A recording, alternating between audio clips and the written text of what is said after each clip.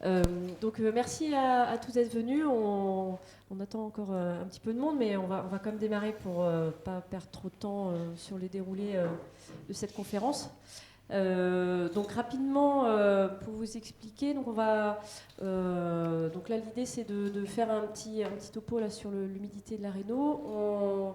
On va faire d'abord un petit tour de table, comme ça chacun pourra se présenter avec un petit exercice.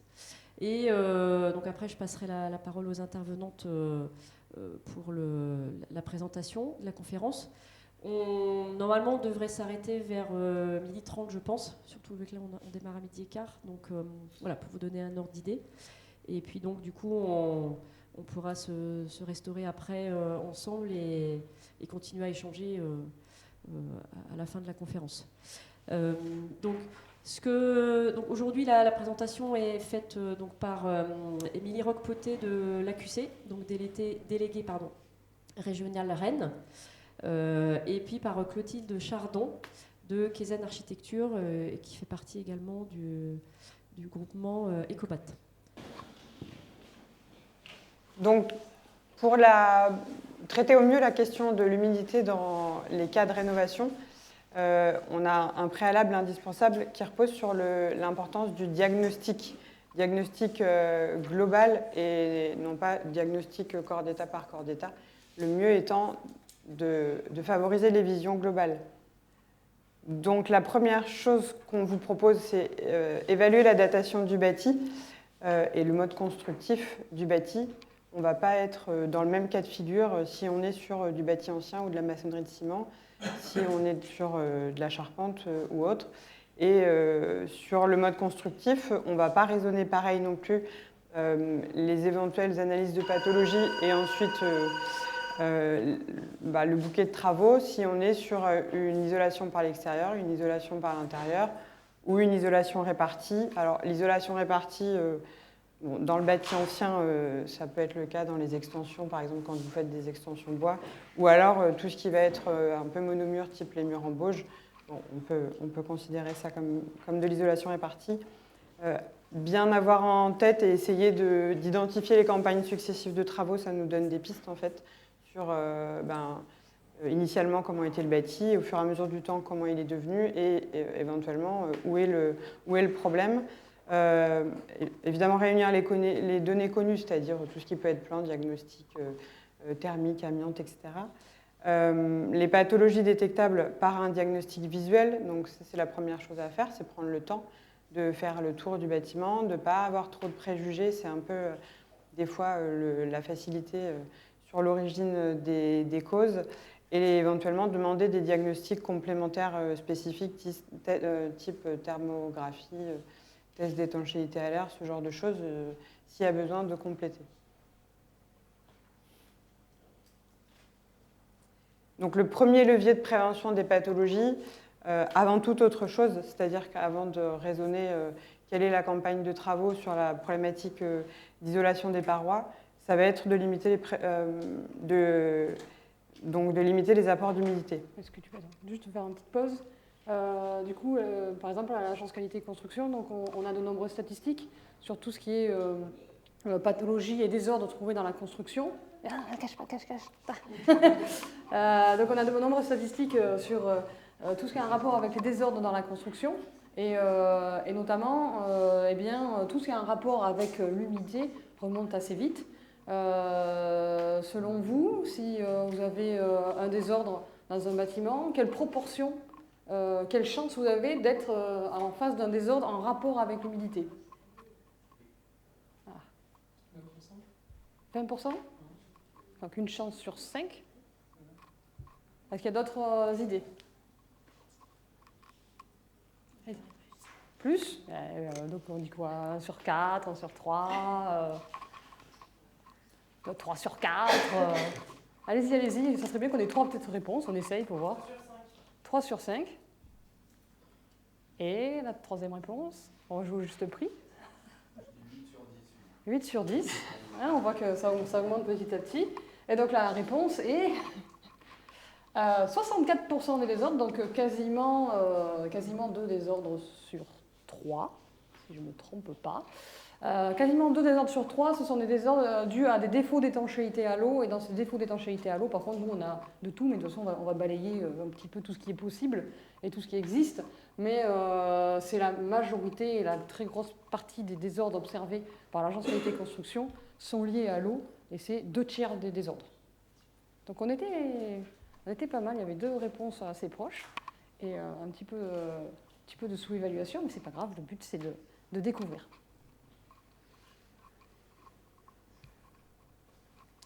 Donc là, on va vraiment brasser des généralités.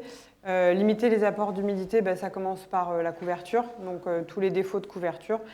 Là, sur cette photo, en l'occurrence, c'est ce qui s'est passé, d'où l'état du lambris.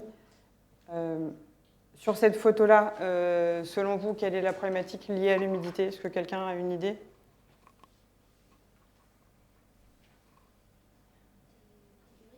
Pardon? Non, c'est plus... Alors, oui, voilà, c'est ça. C'est plutôt effectivement lié à une mauvaise collecte des eaux de pluie. Donc ça, c'est un cas classique, c'est-à-dire que les eaux de pluie ne sont pas collectées et s'accumulent en pied de mur. Donc prévoir la collecte des eaux de pluie. Sur cette photo-là, vous voyez la problématique des remontées capillaires. Donc on peut voir le salpêtre, la démarcation est très nette sur le pignon de cette maison. Sur cette photo-là, de manière assez immédiate, il y a un excès de végétation le long du mur. Donc c'est pareil, ça va entretenir et accumuler l'humidité le long des façades. Si on a déjà des pathologies liées à d'autres choses, ce n'est pas du tout favorable. Excès de végétation. Ensuite, il faut quand même être vigilant sur la problématique des puits, notamment les puits à proximité des fondations. Et vous voyez souvent, là en l'occurrence, alors je ne sais pas si vous voyez très bien, le niveau d'eau de ce puits-là, en sachant que le puits il est vraiment contre le mur de la maison. Ça veut dire que le niveau d'eau de la nappe, il est au même niveau. Donc l'eau, elle est vraiment... et c'est juste à la sortie de cet été. Donc cet hiver, on voit bien que le bâtiment va avoir les pieds dans l'eau. Donc ça, c'est des indicateurs aussi des niveaux de nappe, par exemple. Alors ici, problème d'infiltration dans le sol qui ne se fait pas bien. Problème de gestion des réseaux enterrés. C'est un cumul et en fait, l'eau s'accumule dans le jardin au point que ça crée une mare. Et c'est vraiment les pieds dans l'eau. Donc voilà, ce n'est pas favorable pour le bâti. Donc prévoir la gestion des eaux de ruissellement. Sur cette photo-là, qu'est-ce qui vous pose question?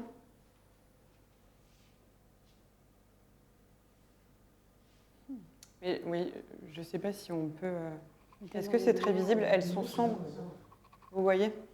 Vous arrivez à bien? Oui, c'est parce que je trouve que c'est assez clair. Une idée? Ça va être lié aux abous de solive. Si vous regardez, tous les abous de solive ont été repris par des corbeaux parce que tous les abous de solive sont complètement pourris. Et c'est très certainement à cause de ce frangement. C'est une maçonnerie ancienne, c'est une maçonnerie de pierre. Et le frangement qui a été fait, donc la percée de cette baie vitrée, a été faite a posteriori, mal, et en fait a créé une rétention d'eau au droit du linteau. Et cette rétention d'eau a fait cuvette, et tous les abous de solive ont pourri au fil du temps. Donc ça, c'est lié pour le coup à l'histoire du bâtiment et aux campagnes de travaux successives. Donc sur cette photo-là, on voit notamment la problématique de pont thermique de parois froides. On va y revenir après. Et sur cette photo aussi, c'est pareil, on y reviendra. Vous voyez assez nettement, voilà, la moisissure apparaît au droit des ponts thermiques.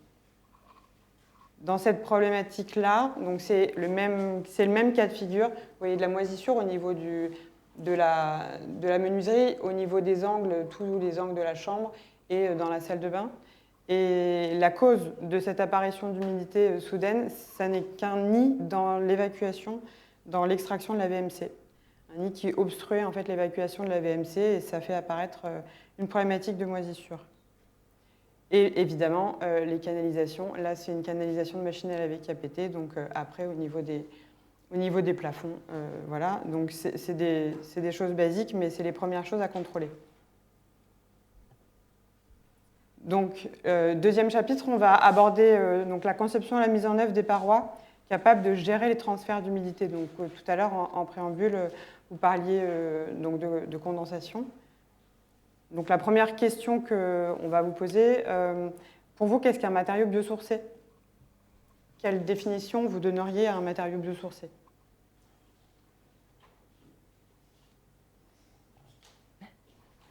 Vous pouvez y aller, il n'y a pas de... Une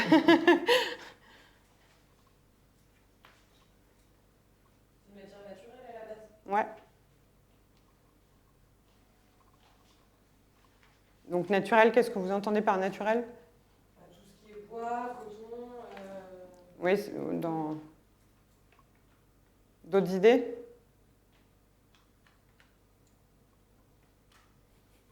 Le rapport avec l'humidité, ça vous parle? Ouais.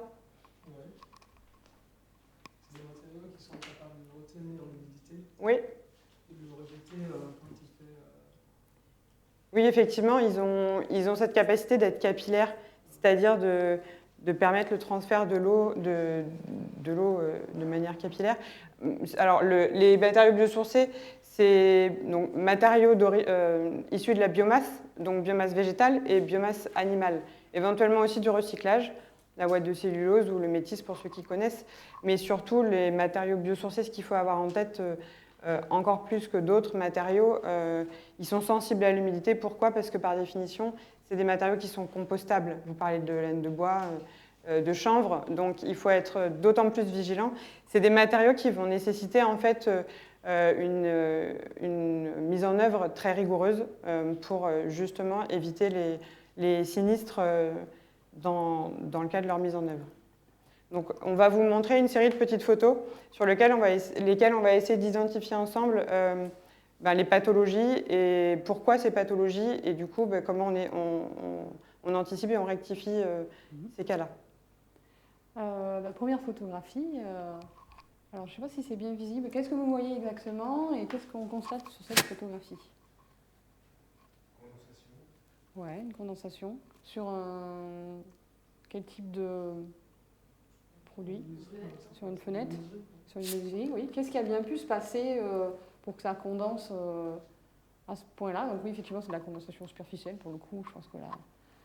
Qu'est-ce qui pourrait expliquer que l'on se retrouve avec une menuiserie avec autant de buée, donc de condensation, sur les vitrages, et même, il y en a même carrément sur la menuiserie en elle-même, sur les montants en fait. Qu'est-ce qui pourrait expliquer ça? Il y a plein d'explications, donc c'est pas... Pont thermique ou ventilation. Effectivement, pour avoir un défaut de ventilation, et donc toute l'eau contenue dans l'air pourrait condenser. J'ai entendu pont thermique. Le pont thermique, pourquoi? Comment? C'est visible, ne vous inquiétez pas. Une paroi froide. Les contours de la menuiserie ne sont pas étanches. Ça pourrait être effectivement que la menuiserie ne soit pas étanche, ou ça pourrait être aussi qu'il y ait un tel volume d'eau que ça commence à condenser sur des parois un peu moins froides que le verre, parce que le verre, c'est la paroi la plus froide. Visuellement, vous voyez que la condensation se déroule plutôt sur le verre. Là, on en a sur même les montants. Ça peut être la menuiserie qui a un problème de... C'est peut-être une vieille menuiserie et qu'elle n'est pas... Elle n'a pas un niveau de performance suffisant. De manière assez unanime, effectivement, c'est une problématique de zone froide et de pont thermique. Ouais. Donc condensation superficielle sur les ponts thermiques. Sur celle-ci, Étanchéité. Celle-là, elle est compliquée. Ouais. Étanchéité du fêtage. Ça pourrait être une étanchéité de fêtage, ça pourrait être une fuite d'eau, effectivement. Ouais. Ça pourrait. alors c'est pas le cas. Mais c'est pas le cas. Pardon? Ça pourrait être une fuite soit dans le fêtage, dans la couverture, etc. Mais il s'avère que ce n'est pas une fuite, ce n'est pas une infiltration d'eau. Condensation sur le bois, non? Condensation sur le bois. Alors, on est dans la bonne thématique, c'est-à-dire qu'on est bien dans la condensation. Mais en fait, là, c'est une condensation... Le point de rosée. Ouais, il y a des histoires de points de rosée. On arrive petit à petit dans les concepts. Et là, en gros, c'est qu'on a une condensation à l'intérieur de la paroi. C'est-à-dire que là, on a l'impression que c'est une fuite d'eau, mais en fait, c'est juste l'eau qui a migré à l'intérieur de la paroi et qui, à un moment donné, a condensé. Donc là, a priori, plutôt dans l'isolant. Et donc ici, là, cette photo-là, c'est... normalement, il y a un lambris. Et donc, derrière le lambris, à l'intérieur de l'isolant, ça a condensé. Donc là, on est sur un cas de condensation intérieure à la paroi. Sur cette photo-là, qu'est-ce que vous remarquez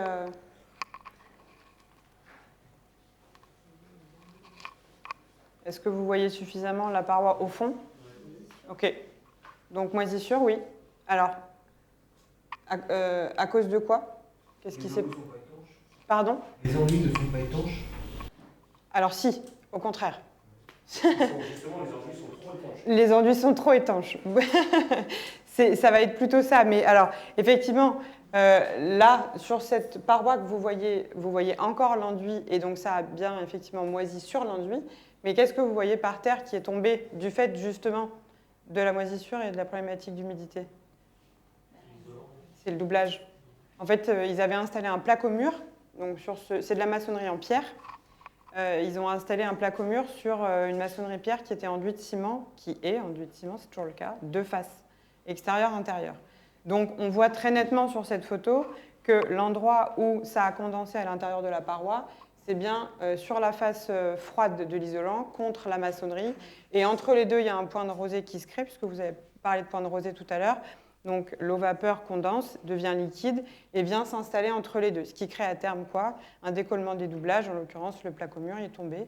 Et la maçonnerie est dans un état que je ne souhaite pas chez vous.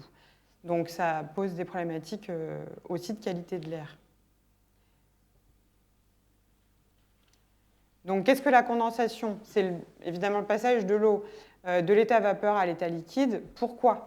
Donc tout à l'heure, vous avez parlé de VMC, effectivement, sur une photo. Donc taux d'humidité de l'air intérieur trop important. Effectivement, la VMC a un vrai rôle à jouer. Si jamais il y a un défaut de ventilation, ça peut être la première cause d'apparition soudaine de moisissure dans un logement, par exemple, qui jusqu'à présent n'avait pas de souci. De manière très simple, il faut commencer par vérifier ça. Sur le cas que je vous ai montré tout à l'heure, par exemple, il y a eu 3 mois d'échange avant de se rendre compte que c'était juste un nid dans la sortie de VMC qui avait créé la moisissure. Ils étaient en train d'envisager toutes sortes de choses, mais c'était tout simple. Mauvais transfert d'humidité dans la paroi. Donc ça va concerner ce type de problématique-là plutôt, qu'on va en fait aborder après. Présence de zones froides. Donc tout ce qui est lié au pont thermique, éventuellement au vitrage, ce genre de choses. Donc sur ce petit croquis, on vous explique... Expliquer un petit peu comment ça marche, cette condensation interne dans un mur.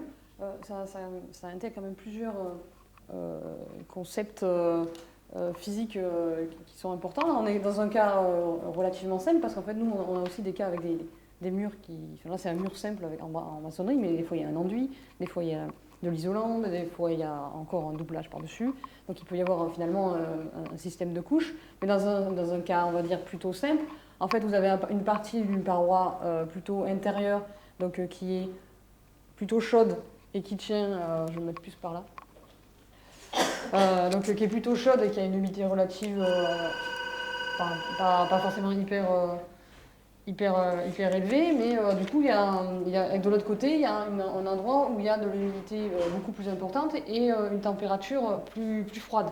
Et donc, ce qui se passe, en fait, c'est qu'à un moment donné, la vapeur d'eau de chaque côté essaie de s'équilibrer. L'idée, c'est, on va dire, un principe de physique.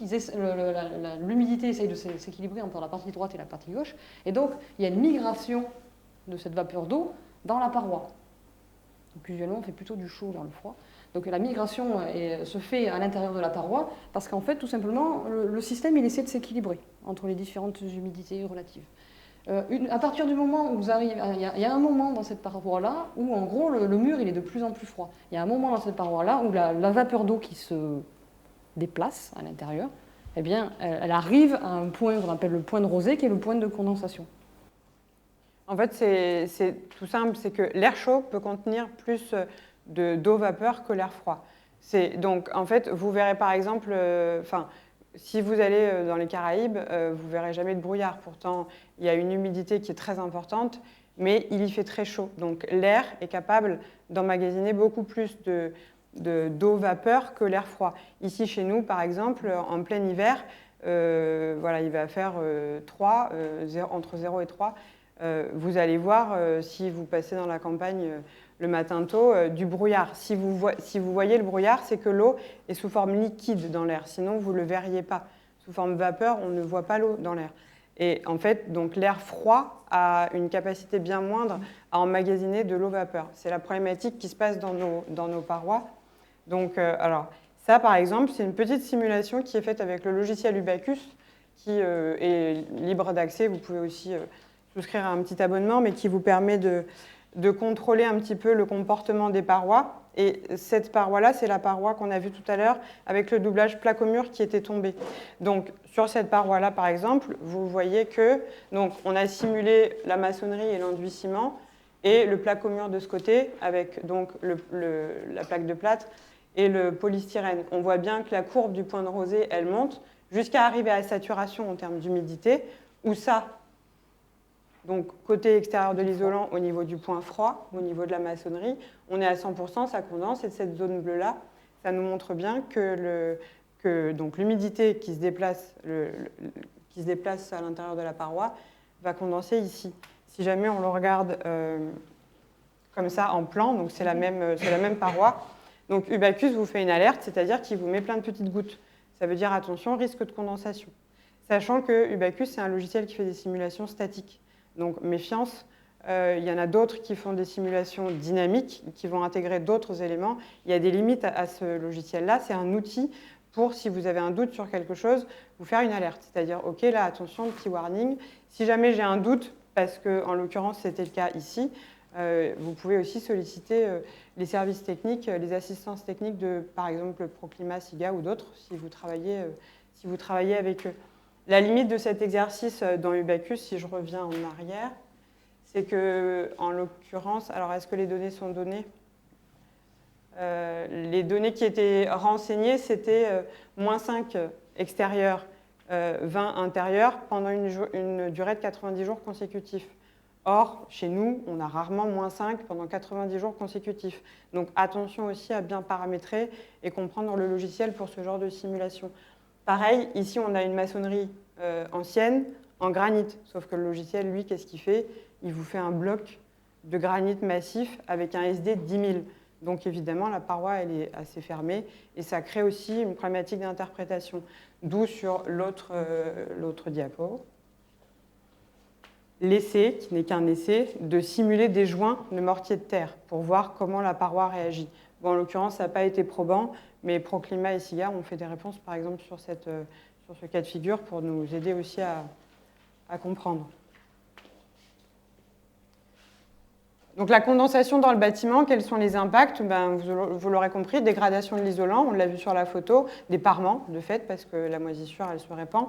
Apparition de moisissure, risque sanitaire, ça c'est une problématique de qualité de l'air, donc c'est quand même une problématique de santé publique. Ça devrait d'ailleurs être la numéro 1, à la rigueur, l'isolant, on le remplacera. Dégradation de la structure, évidemment, ça peut se propager jusqu'à la structure. Dans le cas de la maçonnerie ancienne, problématiques de condensation peuvent attaquer les bois, on l'a vu sur les solives. Aggravation de l'incidence des remontées capillaires, en fait, l'eau va s'attirer et effectivement, on aggrave ce phénomène. On vous fait un petit focus, on essaye de le faire rapide, notion d'isolation thermique. Un pull mouillé ne tient pas chaud. L'isolant, c'est pareil. Si votre isolant, celui que vous installez dans la paroi, il est mouillé, il ne servira à rien. Donc, ça ne sert à rien de vendre une jolie isolation à un mètre d'ouvrage si finalement il est plein de flotte, il ne fera pas son boulot. Donc, on a retenu 4 notions. Résistance thermique, conductivité thermique, déphasage, perspirance. Il y en a évidemment plein d'autres. On ne va pas vous faire un cours de physique du bâtiment, mais juste 2-3 petites notions. Je passe sur la résistance thermique, je pars du principe que tout le monde est au courant de ça. Conductivité thermique d'un isolant, elle augmente en fonction de sa teneur en eau.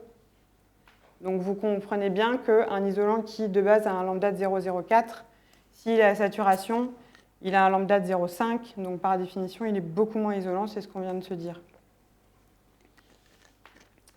La perspirance, donc pour ceux qui ne connaissent pas ce mot-là, mais je pense qu'il commence à être répandu, c'est la capacité d'un matériau, la perspirance d'un matériau et sa capacité à retenir la vapeur d'eau. Donc ça va être donc Kawé versus Gore-Tex. Si vous allez faire un footing qui pleut, vous allez mettre un Kawé, vous allez transpirer. Donc le Kawé, vous êtes content parce qu'il vous protège du ruissellement des eaux de pluie. Ça c'est OK, vous n'êtes pas mouillé par l'eau de pluie. Par contre, vous allez transpirer, ça va être ultra inconfortable parce que vous allez être trempé, mais de l'intérieur. Donc l'isolant, c'est pareil. Vous faites le même footing avec un Gore-Tex, il pleut dehors, vous êtes protégé de l'eau de pluie. Donc c'est très important que le bâtiment soit protégé des eaux de ruissellement, eau de pluie en façade, etc. Mais le vêtement est perspirant et donc ça va être beaucoup plus confortable pour courir. L'isolant, c'est la même chose. Il a besoin d'être protégé d'infiltration des eaux de pluie, eau de ruissellement, mais la paroi a besoin de respirer, donc on dit perspirer pour le bâtiment, et de pouvoir évacuer l'excédent de vapeur d'eau. La perspirance dépend du matériau et de son épaisseur, et il y a une règle de 1 pour 5 qu'on va évoquer tout à l'heure. Voilà. Je ne pensais pas que ça arrivait juste derrière. Donc, sur ce petit schéma-là, est-ce que vous êtes un peu au courant de ces notions-là de rapport de 1 pour 5 ou pas? Que je sache, oui, je vois des têtes qui disent oui, mais pas toutes, d'accord. Donc, là, on est dans le cas, là, on est dans un cas défavorable, cas favorable. Pourquoi? On est sur une coupe de paroi. Il faut imaginer que ça, c'est votre paroi, ça, c'est votre paroi. C'est deux cas de figure différents. On est sur le côté intérieur de la paroi, on est sur le côté extérieur, et réciproquement là-bas. Donc, cette paroi-là, on va dire qu'elle est très ouverte. Elle est très ouverte, et celle-ci est très fermée. Donc le SD est petit. Voilà, le SD, c'est ça. Alors, je ne vais pas glisser la notion de SD tout de suite, mais non, mais c'était... donc, ce qui se passe là, c'est qu'est-ce qui se passe? Donc, il y a énormément de vapeur d'eau qui arrive côté intérieur, et elle se trouve confrontée à une problématique sur la face extérieure, c'est qu'elle ne peut plus sortir. Donc, elle ne peut plus sortir parce que le matériau est très fermé. Donc, du coup, qu'est-ce qui se passe? Elle condense, ça ruisselle. Si jamais on est dans un autre cas de figure, cas favorable, donc à l'inverse, la paroi intérieure va filtrer, entre guillemets, la quantité de vapeur d'eau qui peut passer à travers.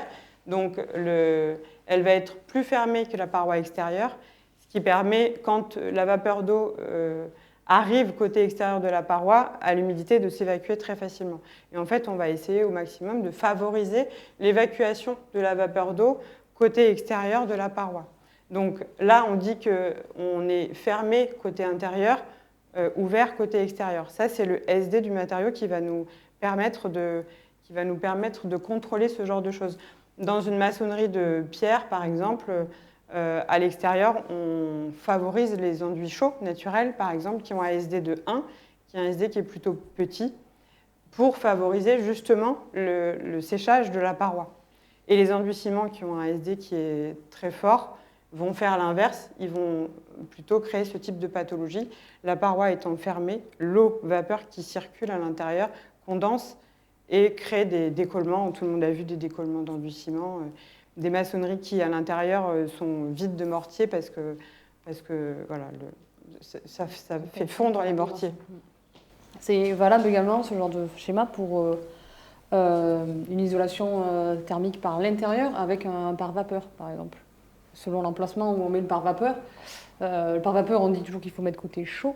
C'est parce qu'en fait, on essaye de se retrouver dans ce cas-là. Le pare-vapeur a un SD très, très grand et il va les protéger, ce qui est derrière, qui a un SD. Un SD plus petit, que je ne dis pas de bêtises. C'est ça. Et du coup, est beaucoup plus ouvert et permet d'évacuer l'humidité. C'est exactement le même cas en fait. On a l'idée de l'enduit sur maçonnerie, on le connaît vraiment beaucoup. On sait que sur de la maçonnerie, l'enduit ciment qui est très fermé, c'est pas une bonne idée en extérieur. Et ça marche aussi de l'autre côté, dans l'autre sens, avec le pare-vapeur et l'isolant qui est de l'autre côté. Donc évidemment, c'est un peu plus complexe que ça, c'est-à-dire qu'il y a aussi des mécanismes qui s'inversent en été. Là, c'est le cas figure de l'hiver classique, on va dire. On est à 20 dedans, on est à moins 5 dehors. Ok, donc ça va être le cas classique. Il peut y avoir des inversions. C'est aussi pour ça qu'il existe des membranes qui sont hygrovariables ou des membranes qui ont un SD côté face et un SD côté pile. Ça permet de s'adapter en fait au cas de figure dans lequel on est, parce que il n'y a pas même s'il y a une majorité des cas qui est, on va dire, standardisé, il peut y avoir inversion. Dans le cas de l'été, par exemple, un été humide et chaud, ou dans le cas de vous êtes en chantier, vous avez coulé la chape, il y a une humidité intérieure qui d'un seul coup va s'emballer. La membrane ne va pas trop aimer la blague. Donc voilà, c'est des notions pour attirer la vigilance et puis donner des clés de compréhension. Ce n'est pas un cours sur la perspirance. Dans les bonnes pratiques, donc, il y a contrôler les sources d'humidité dans le bâti, c'est vraiment la base. Respecter cette règle de 1 pour 5 autant que possible, c'est-à-dire que il doit y avoir une différence de 1 pour 5 entre les valeurs SD du matériau extérieur, le plus extrême, et du matériau intérieur, sachant que les SD doivent être dans un ordre décroissant. Donc si jamais, par exemple, ici, l'enduit chaud a un SD de 1, ici, on va dire que dans 70% des cas, la membrane aura un SD de 5. Voilà. Donc, est-ce que c'est clair ça ou... Ouais. Et la dernière chose, bien maintenir une continuité capillaire parce que toutes ces problématiques-là, si d'un seul coup, à l'intérieur de la paroi, ici, où il y a une interruption de la capillarité, c'est-à-dire de la mise en contact des matériaux les uns avec les autres, tout à l'heure on parlait des matériaux biosourcés, si jamais il y a une interruption de la mise en contact, il y a une lame d'air qui va en fait créer un point de rosée, qui va créer de la condensation, et l'interruption de la continuité capillaire, ça engendre des désordres. Si vous aviez une lame d'air, il faudrait que cette lame d'air elle soit ventilée avec une évacuation des eaux de condensat. Donc bon courage dans la maçonnerie ancienne, hein, parce que moi je ne sais pas faire, mais peut-être qu'il y en a qui savent faire. Dans l'ancien, il ne faut pas confondre confort et performance. On ne peut pas toujours faire une étanchéité à l'air parfaite. On ne peut pas toujours... en fait, il y a des fois, on va être obligé de faire des concessions, notamment sur les élévations extérieures. C'est peut-être pas toujours très utile d'aller à branle-bas de combat avec l'isolation, la membrane et rel'isolation. Parfois, il y a des solutions comme du chaud-chanvre ou ce genre de choses sur les élévations, j'entends, qui peuvent permettre de faire un bon compromis entre... techniquement, c'est très compliqué d'aller faire une étanchéité à l'air qui soit correcte. Donc, il y a vraiment cette notion, cette différence entre confort et performance. Dans le bâti ancien, la maçonnerie, elle peut avoir un certain confort. Le chaud-chanvre peut permettre de consolider ce confort et ensuite, on va concentrer nos efforts sur la toiture et le plancher bas, par exemple. Ça peut être des pistes. Mais on n'est pas toujours obligé de raisonner avec une performance de paroi comme une Ferrari. Alors, qu'est-ce qu'une paroi perspirante ? La paroi perspirante, c'est une paroi qui favorise l'évacuation de l'humidité, donc et sous forme liquide par capillarité, et sous forme vapeur, c'est la perméabilité à la vapeur d'eau. Donc les matériaux biosourcés dans le bâti ancien sont très favorables à ça, parce qu'ils ont par définition une très bonne capillarité, et ils sont compatibles avec le bâti ancien, que ce n'est pas le cas par exemple de tout ce qui va être isolant issu de l'industrie pétrochimique, laine de verre, laine de roche, polyuréthane, polystyrène. Dans la maçonnerie ancienne, c'est vraiment à proscrire. Alors ça, c'est juste un petit schéma rapido, c'est un peu l'idée de l'enduit ciment. Sur la demi-image du bas, on voit qu'on a un enduit ciment, un enduit hydrofuge de face. Le mur ancien, il est complètement étouffé, il ne peut plus respirer. Le soleil n'arrive pas à faire sécher le mur. Et qu'est-ce qui se passe ? Ça condense. Qu'est-ce qui se passe ? Le mortier qui est à l'intérieur, il va fondre au fur et à mesure du temps. Et la maçonnerie, au fur et à mesure du temps, elle va finir par être complètement morte. À l'inverse, si le mur est perspirant, donc solutions techniques diverses, mais la migration de la vapeur d'eau va permettre, la bonne migration de la vapeur d'eau va permettre le séchage du mur et donc sa préservation.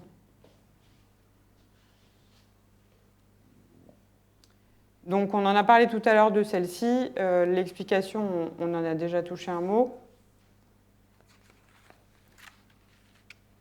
On était sur la notion de pont thermique.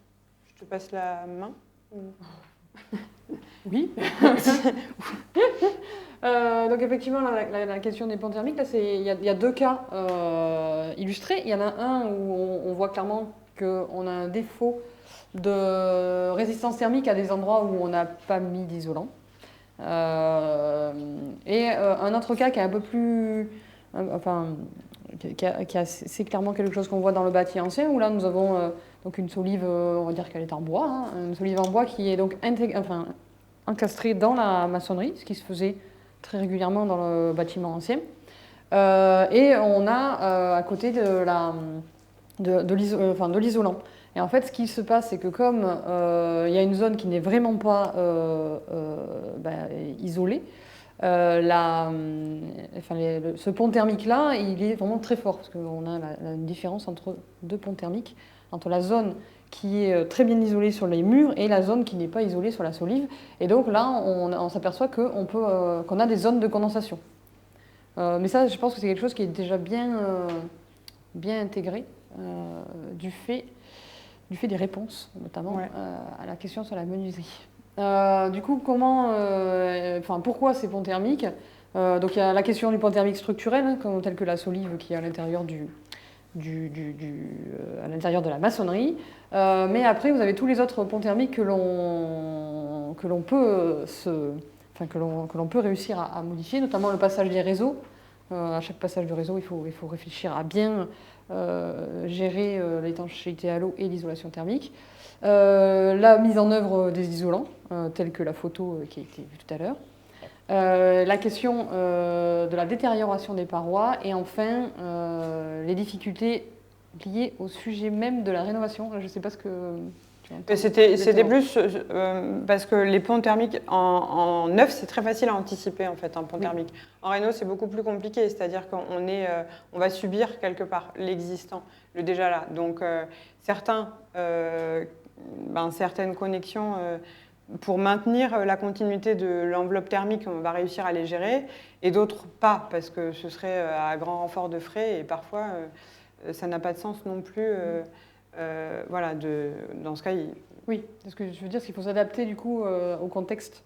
La rénovation est un contexte particulier, c'est-à-dire qu'on ne va pas raisonner pont thermique, étanchéité à l'air et toutes ces problématiques comme dans le neuf, on n'a pas la possibilité d'agir sur toutes les interfaces.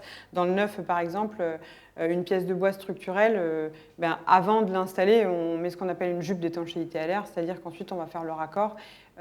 Ou alors, si jamais on voit qu'il y a un pont thermique, c'est pareil, on va compléter l'isolant. Dans la réno, on ne peut évidemment pas démonter les éléments sauf reprise structurelle, mais si jamais ce n'est pas le cas, on ne va pas s'amuser à démonter tout. Donc, il faut s'adapter. Les impacts des ponts thermiques, un effet paroi froide, un effet paroi zone froide qui, du coup, implique un risque de condensation, augmentation des consommations de chauffage, dégradation de l'isolant des parements, apparition de moisissures, donc on revient sur la problématique du risque sanitaire, et dégradation de la structure. Les bonnes pratiques, donc préserver la continuité de l'enveloppe thermique, diagnostic préalable rigoureux, ce qui permet d'anticiper les interfaces autant que possible, toutes ne seront pas possibles non plus. Donc anticiper les interfaces et matériaux isolants bien posés. Donc un matériau isolant bien posé, c'est un matériau qui n'est ni écrasé, ni trop lâche. Là, en l'occurrence, sur cette photo, on voit que les connexions d'isolant, elles sont nettes. Sur ces deux photos-là, c'est une formation qu'on avait donnée pour les apprentis du CFA BTP à Saint-Herblain. Donc, ils ont essayé. Et en l'occurrence, on voit que la ouate a été correctement mise en œuvre parce qu'il n'y a vraiment pas de manque. Et pareil sur ces photos-là. Donc, ça, c'était une simulation d'ITE sur maçonnerie-pierre, ITE en paille sur maçonnerie-pierre. Et ça, c'était une simulation d'ossature bois. Donc on sort un peu du sujet de la réno, mais en tout cas, donc les isolants sont correctement installés dans les alvéoles. Donc sur cette photo-là, qu'est-ce que vous voyez? Les gaines qui traversent l'isolant. Alors ça, c'est pas l'isolant, c'est les membranes d'étanchéité à l'air. Mais qu'est-ce qui se passe sur cette photo-là? Tout simplement, on a 3 gaines qui traversent la membrane dans le même point, donc on ne va pas pouvoir réétancher proprement autour de chaque gaine. Il aurait fallu ne pas passer le câblage du côté extérieur à la membrane, mais plutôt côté intérieur. Et si jamais vraiment c'est indispensable, on n'a pas le choix parce que le faire une par une et pouvoir mettre un patch ou une manchette pour étancher chaque gaine individuellement ou chaque câble. Donc, défaut d'étanchéité à l'air au droit des passages de réseau. L'étanchéité à l'air, qu'est-ce que c'est? Ça permet de réguler la migration de vapeur d'eau dans les parois et au niveau des points singuliers. Elle est garante du maintien des performances des isolants thermique tout au long de la vie du bâtiment. L'origine des désordres, souvent, c'est un manque d'anticipation des interfaces. Ça peut être lié à une mauvaise mise en œuvre, parfois des isolants notamment ou de la membrane. Difficultés liées au sujet même de la réno, on en a parlé plusieurs fois. Utilisation de produits inadaptés, c'est-à-dire que tous ces accessoires d'étanchéité à l'air, ils ne se valent pas tous. Il y a quand même des fournisseurs qui sont plus pertinents sur la question de l'étanchéité à l'air que d'autres. Donc, quel impact des défauts donc sur le confort thermique, évidemment, augmentation du besoin de chauffage, un confort courant d'air, une mauvaise étanchéité à l'air, vous allez vite vous en rendre compte si la maison est très étanche et que d'un seul coup, il y a un défaut.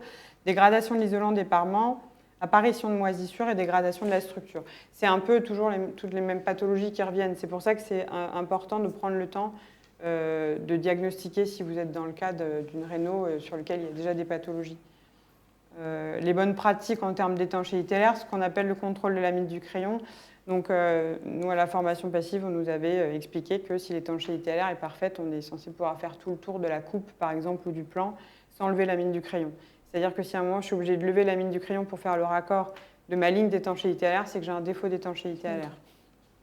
Anticiper les interfaces et utiliser des produits adaptés. Donc là, sur cette photo, on voit voilà, c'est une gaine élec, il y a une manchette qui est réétanchée avec de l'adhésif. Et sur cette photo-là, c'est de la rénovation, donc c'est un doublage intérieur. Et pareil, c'est une membrane hygrovariable qui a été posée avec un contre-tassautage pour le doublage technique pour passer les gaines électriques et de plomberie côté intérieur au volume. Est-ce qu'un bâtiment perspirant est un bâtiment non étanche à l'air pour vous ?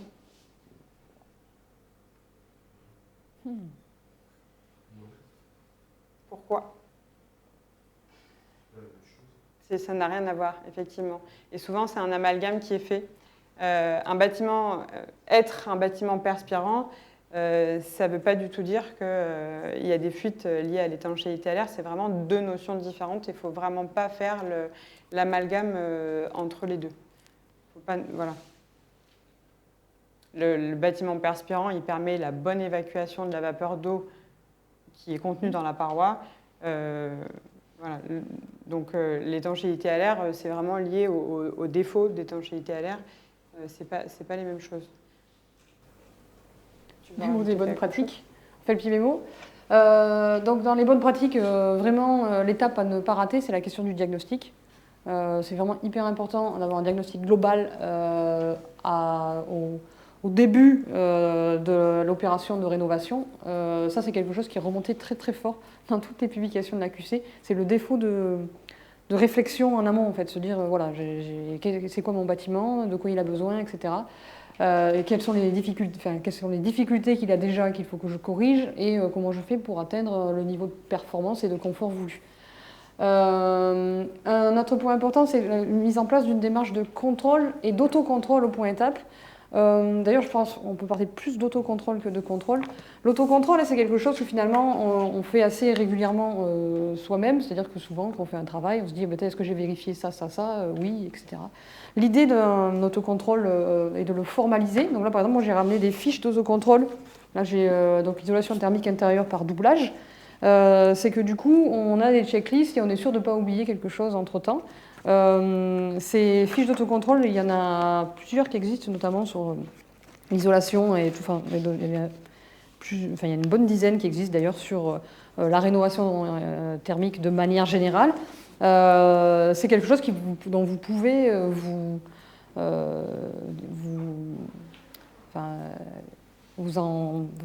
le prendre et le modifier selon la façon dont vous travaillez chez vous ou dans les travaux. Donc il y en a plusieurs sortes et c'est un point important, ça évite d'oublier des étapes dans son processus. Également, en fait, dès que vous avez vu que les concepts ils sont compliqués, il y a des moments où en fait, selon si c'est l'été, l'hiver, la migration de la vapeur d'eau elle va être différente. Selon le type de matériau, elle va être différente. Il y a plein de personnes qui ont essayé de faire des modèles simples et en fait il n'y a pas de modèle forcément simple, il n'y a pas forcément de copier-coller. Donc n'hésitez pas à aller demander et solliciter l'assistance technique des fournisseurs de membranes ou de panneaux, etc. qui eux peuvent avoir eux ont les logiciels de calcul et les compétences pour pouvoir faire les analyses nécessaires. Enfin, pensez à la formation continue et à bien consolider ses acquis. Vous trouverez normalement sur la table derrière vous, par exemple, il y a un MOOC sur la rénovation performante. Donc ce MOOC là pour l'instant il n'est pas encore actif, mais en fait régulièrement il est refait et vous pouvez aller retester vos connaissances sur ces sujets-là.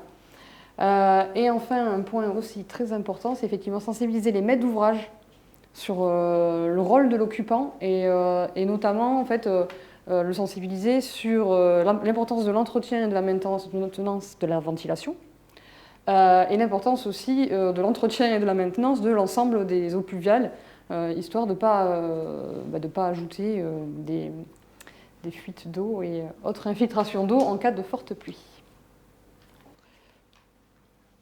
Voilà. Et on est arrivé au bout ? Oui, C'est on ça. est arrivé au bout. C'est le temps d'échange. Est-ce que vous avez des questions ou des remarques ou des objections ou des choses sur lesquelles vous voulez échanger? Il va y avoir moins de risques de condensation dans le cas d'une ITE parce que par définition, vous mettez la maçonnerie côté chaud. Et donc le point froid va être déporté. Donc la maçonnerie côté intérieur, vous allez profiter de l'inertie de la maçonnerie si c'est du bâti ancien.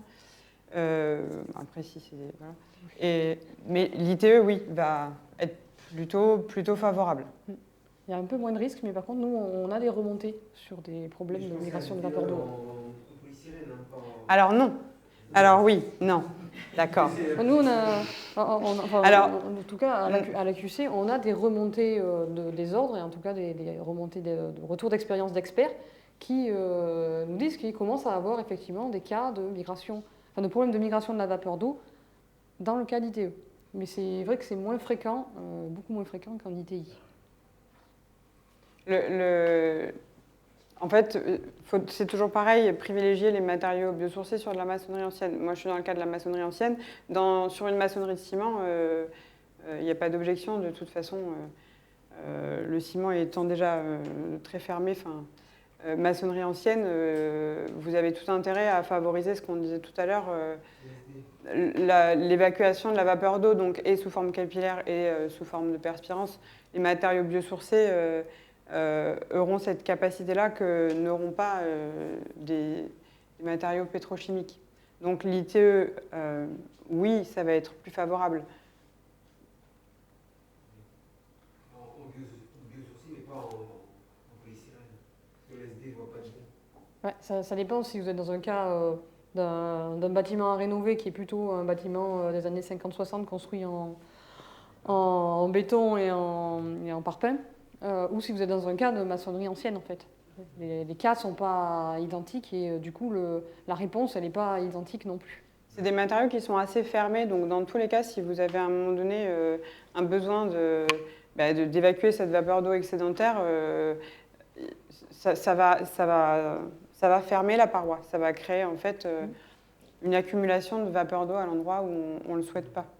Après, l'autre problématique aussi du bâti ancien, ça va être la planéité de la paroi, c'est-à-dire que les matériaux biosourcés, par exemple, alors notamment les matériaux en vrac, peuvent permettre, s'ils sont soufflés dans un coffrage, de bien venir épouser toutes les aspérités du mur, que si vous venez mettre un polystyrène qui est ultra rigide sur une maçonnerie ancienne qui n'a pas été dressée, par définition, vous allez avoir une rupture de capillarité en plus de ça. Polystyrène, polyuréthane, c'est quand même pas des matériaux qui sont adaptés aux bâtis anciens. Est-ce qu'il y a d'autres questions ? Je voudrais revenir sur la notion de végétation. Au tout début, vous avez dit que trop de végétation, vraiment à côté du bâtiment, pouvait nuire. C'est-à-dire que c'est vis-à-vis de la rétention d'eau dans les racines et des soubassements, ou c'est vis-à-vis Même de l'air ambiant même l'arbre ou l'arbuste en lui-même crée des transferts de vapeur d'eau avec l'atmosphère et va créer une atmosphère humide de toute façon. Par définition, en été, vous êtes plus confortable, vous, sous un arbre qui amène de l'ombre, du frais, enfin, un peu d'humidité, un peu de... donc, alors après, les arbres, je ne suis pas contre les arbres à proximité des maisons, je n'ai pas dit ça parce qu'ils ont un autre gros avantage. Ils peuvent aussi protéger pour le coup des surchauffes et puis gérer un petit peu cette problématique-là. Mais si on est dans une problématique de pathologie où on a déjà des risques en termes d'humidité de la paroi, il faut être vigilant. C'est vraiment un point de vigilance. Et après, il faut peser le pour et le contre entre cet arbre-là, vraiment, il est trop... c'est toujours pareil, vous avez le vert et le rouge et essayez d'évaluer un peu quel est le risque. Et puis... en fonction de ça, cet arbre ou cet arbuste que j'aime vraiment bien, il me rend ce service-là, mais d'un autre côté, le risque, il est là. Qu'est-ce que je fais ? Je n'ai pas de réponse universelle à donner, simplement, c'est des points de vigilance. Ça va créer un contexte favorable à une humidité, de toute façon. Pour peu que vous ayez le puits à côté, que la nappe, elle est proche, que vous êtes enduit ciment de face, etc., vous allez créer un contexte ou un environnement très humide et très propice, en fait, à cette mauvaise régulation de la vapeur d'eau. Maintenant, si le bâti est sain, que l'arbre est un peu, ou l'arbuste est de taille raisonnable et un peu espacé, etc., pas de souci, ne coupez pas tous vos arbres. Mais voilà. Puis là, on est dans un cas assez général. On parle de la migration de la vapeur d'eau, mais un arbre aux abords d'une maison, dans des zones avec un risque d'argile gonflante, un risque de gonflement et de retrait des argiles. Là, par contre, il faut vraiment se poser la question si c'est vraiment nécessaire de garder son arbre à côté de sa maison, parce qu'on peut vraiment avoir un problème de fondation pour sa maison, pour le coup. Mais c'est un autre cas. Oui. C'est toujours, de toute façon, le bâtiment, c'est toujours plurifactoriel. C'est pour ça que le diagnostic, il est important. Il faut prendre un peu de recul et pas voir que sa problématique à soi. Voilà, il faut toujours trancher, en fait. Il n'y a pas de réponse. On a surtout pas de recette miracle à vous donner.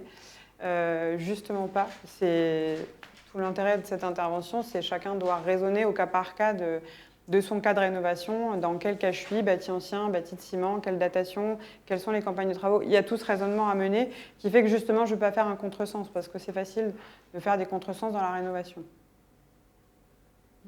Et si j'avais une recette prête à l'emploi, j'aurais plus de galères sur les chantiers.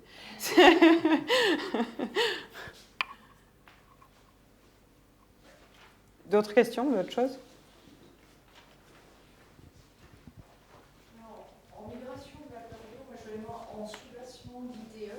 Quand on est... Ah, oui. Ça, c'est le point de vigilance, c'est-à-dire qu'on a souvent des dalles sur terre-plein, enfin bâtis anciens ou non anciens, mais il y a quand même des remontées capillaires. Cette partie-là, enfin, quelles sont les... C'est un vrai sujet et c'est un sujet qui n'est pas simple pour le coup. Moi, je suis pas mal en contact avec le technicien de chez Saint-Asti qui fournit la chaux pour les enduits chauds notamment. On n'est pas tout à fait d'accord. Alors, je ne sais pas le terme, mais c'est difficile de vous faire une réponse qui soit... bon, moi, j'ai tendance à réfléchir à mettre un liège, par exemple, en pied de mur. Lui n'est pas pour. Bon, voilà, le débat est lancé. Je n'ai pas de réponse à vous donner. Le liège a quand même un SD qui est relativement ouvert entre 1 et 5 maximum en fonction des panneaux des fournisseurs. Donc on a quand même un SD qui est assez ouvert. Il va être posé contre le mur de fondation suite à l'application d'un dégrossi à la chaux, par exemple. Mais c'est surtout qu'il faut drainer, en fait. La chose la plus importante, ça va être de drainer le pied de mur, que vous mettiez une ITE en sous-bassement ou pas. Drainer, si la dalle béton est existante. Ah, ça, c'est une question qu'on a à chaque fois, et moi, j'ai pour le coup vraiment pas de réponse. Parfois, dans de la réno, oui, on a une dalle béton, elle est là, elle existe, elle est propre, elle est belle. Qu'est-ce qu'on va aller la démolir sous prétexte que c'est du béton, qu'elle n'est pas perspirante, etc. Peut-être, là, pour le coup, il y a un équilibrage à faire entre le coût travaux, c'est pas envisageable pour le maître d'ouvrage d'aller détruire cette dalle. Et donc, on ne peut pas redrainer dessous. Il faut vraiment, là, pour le coup, prendre le temps de faire le diagnostic des environnants.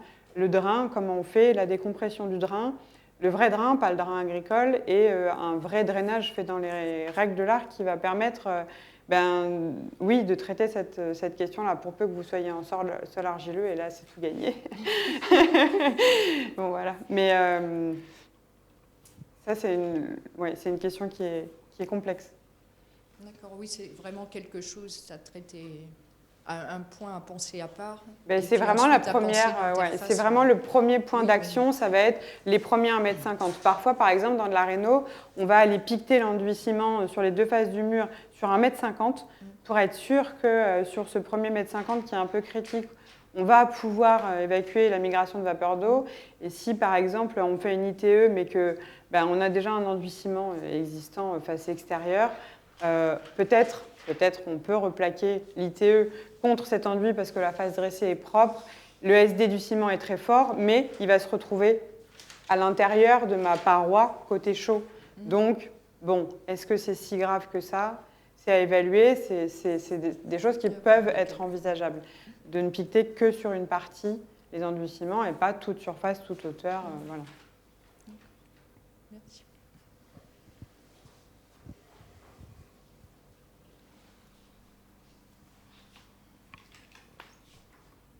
Est-ce qu'il y a d'autres questions? Moi, je voulais juste revenir sur la notion d'interface que Clotilde a parlé à plusieurs reprises. Est-ce que tu peux creuser un peu plus? C'est-à-dire quels sont les points sur quelles interfaces t'évoquais et est-ce que tu as des outils magiques pour mieux accompagner la mise en œuvre? Est-ce que j'ai des outils magiques? Je ne sais pas. Le dialogue. Oui. La communication. La communication. Non, la première interface hyper classique, c'est les réseaux techniques. Enfin, c'est tout ce qui va être passage de gaine élec, etc. Si on est dans le cas d'isolation de membrane, on les passe côté intérieur membrane, si on dit que l'intérieur c'est la pièce, dans le doublage technique qui est prévu à cet effet et non pas dans l'épaisseur de l'isolant qui traverse la membrane. C'est la première interface à anticiper. Si on est dans le cas d'un chaud-chambre, par exemple, comment on passe les gaines? Du coup, là, ça nécessite sans doute de les encastrer et après avoir quel recouvrement suffisant pour maintenir une bonne performance de paroi quand même et puis l'étanchéité à l'air.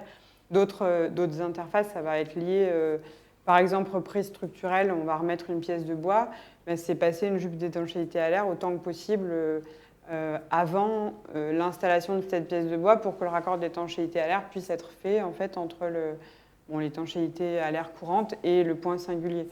Mais il y en a beaucoup trop, malheureusement, des interfaces comme ça anticipées sur un chantier. On ne les voit pas toutes, on ne les anticipe pas toutes, c'est au cas par cas aussi. Une interface qui est très classique peut d'un seul coup devenir très compliquée.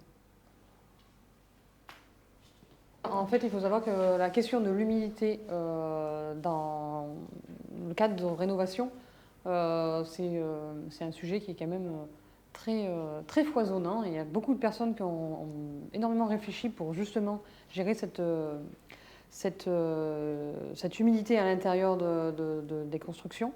Et en fait, il y a énormément de publications existantes qui sont gratuites à la disposition de tous et toutes pour justement s'enrichir des expériences des autres. Donc en fait, Amélie a imprimé celle-ci. Celle-ci est disponible sur Internet. Il y a des 12 enseignements, donc c'est des personnes qui, comme vous, des professionnels qui, comme vous, ont buté sur certaines questions d'humidité à l'intérieur, enfin dans la construction, et qui ont du coup proposé des solutions. Donc en fait, ici, vous avez tout un ensemble de bonnes pratiques sur l'humidité. Et on pourra peut-être en transmettre, on a d'autres choses qui existent sur l'isolation en rampant, l'isolation des murs en intérieur, en extérieur, etc. Et il y a vraiment énormément de documentation à votre disposition et c'est surtout un travail qui est fait grâce à l'expérience de professionnels comme vous qui sont des professionnels de la rénovation. Et on pourra peut-être mettre aussi les fiches d'autocontrôle sur lesquelles, en fait, voilà, j'ai retrouvé le mot que je voulais dire. Vous pouvez vous approprier ces fiches d'autocontrôle. Il existe aussi une application, si vous voulez utiliser directement votre téléphone. Vous pouvez vous approprier, c'est-à-dire que là, c'est des suggestions, des choses qui paraissaient importantes, notamment aux organismes professionnels de transmettre. Mais en fait, si vous, dans vos chantiers, c'est important de vérifier un autre point qui n'est pas inscrit à l'intérieur, eh bien, rien n'empêche de rajouter un petit élément à l'intérieur. L'important, c'est de s'approprier les choses, de se dire, tiens, je vais formaliser un petit peu pour améliorer la qualité de mon travail. Voilà, donc on vous mettra ça en lien en retour de mail. Après, on vous mettra toutes les docs à disposition. Eh ben, merci en tout cas pour votre présence et puis on va pouvoir échanger tranquillement ensemble autour du brunch. Merci. Merci. Merci.